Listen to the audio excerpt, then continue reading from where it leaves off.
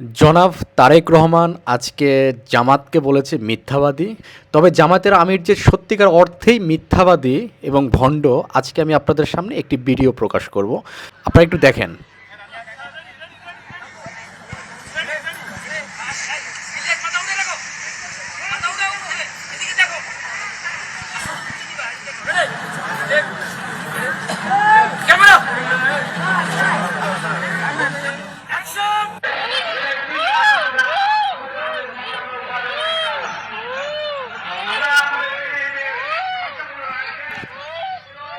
দেখছেন যে ভণ্ডামির লেভেলটা কোন জায়গায়। আমরা হাসিনাকে অনেক ধরনের ভণ্ডামি করতে দেখছি, চোখের নিচে গ্লিসারিন মেখে তিনি কান্নার অভিনয় করতেন, সেগুলো আমরা দেখেছি, আমরা ভুলে যাই নাই। ডক্টর শফিক, তিনি এই যে মহিলাটা এসে তাকে জড়িয়ে ধরলেন, তার আগে এখানে এক ধরনের নাটক করা হয়েছে, তাদেরকে লাইনে দাঁড় করানো হয়েছে, একজন পাশ থেকে বলতেছে ক্যামেরা অ্যাকশন, যখনই ক্যামেরা অ্যাকশন বলছে মহিলাটা দৌড়ে এসে তার বুকে এসে ঝাঁপিয়ে পড়লেন আর কান্নাকাটি শুরু করে দিলেন। এই ধরনের সস্তা নাটক, চিপ পর্যায়ের নাটক মানুষ তো বুঝে বাবা। তুমি নাটক করবা ভালো কথা, কিন্তু এই যে এই ধরনের সস্তা নাটক কইরো না, এগুলো মানুষ খুব বুঝে ফেলে। জেনজি এতটা বোকা না।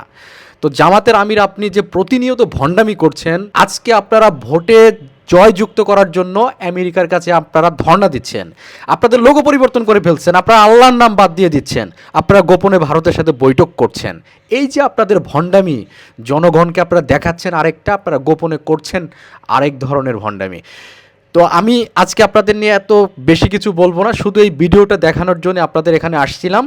জামাতের আমি এই ভিডিও নিয়ে তিনি চ্যালেঞ্জ করেছে যে তাকে নিয়ে নাকি নোংরামি করছে একটা মহল, কোনো আহত মহিলা বা কোনো ব্যক্তি যদি জড়ায় ধরে কান্নাকাটি করে, বা এটা নিয়ে আমাদের কোনো হেডেক নাই, এটা নিয়ে আমাদের কোনো মাথা ব্যথা নাই, এটা আপনাকে ধরতেই পারে। কিন্তু আপনি যখন নাটক করবেন, তাদেরকে সামনে দাঁড় করে সিরিয়ালি দাঁড় করে ক্যামেরা অ্যাকশন বলে দৌড়ে এসে আপনাকে জড়ায় ধরে কান্নাকাটি করবে, এখানেই হচ্ছে সমস্যা। তো আপনি এই ধরনের সস্তা নাটক বাদ দেন, লাইনে আসেন।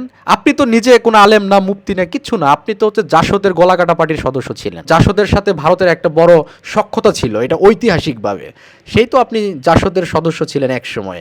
সেই জাসদ থেকে আপনি কিভাবে ইসলামপন্থী একটা জামাতে ইসলামের মতো দলের আমির হতে পারেন, সেটা তো অবশ্যই বড় একটা প্রশ্ন। ভারত আপনাকে এখানে নিয়োগ দিয়েছে কিনা এখন তো জনগণ প্রশ্ন করবে। আপনার যে কার্যকলাপ, এটা তো ইসলামের কার্যকলাপের সাথে যায় না।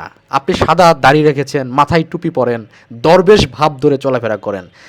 ভাই, আমরা সালমান এফ রহমানকেও দেখেছি দরবেশ বাবা, দাড়ি রাখলেই মুসলমান হয় না, নামের পাশে ইসলাম থাকলেই ইসলামিক দল হয় না। আপনি তো দেখেছেন, আপনার দল নিয়ে মাওলানা ভাসানী একটি কমেন্টস করেছিল। তো আপনারা এইসব ভণ্ডামি বাদ দেন, আল্লাহর পথে আসেন।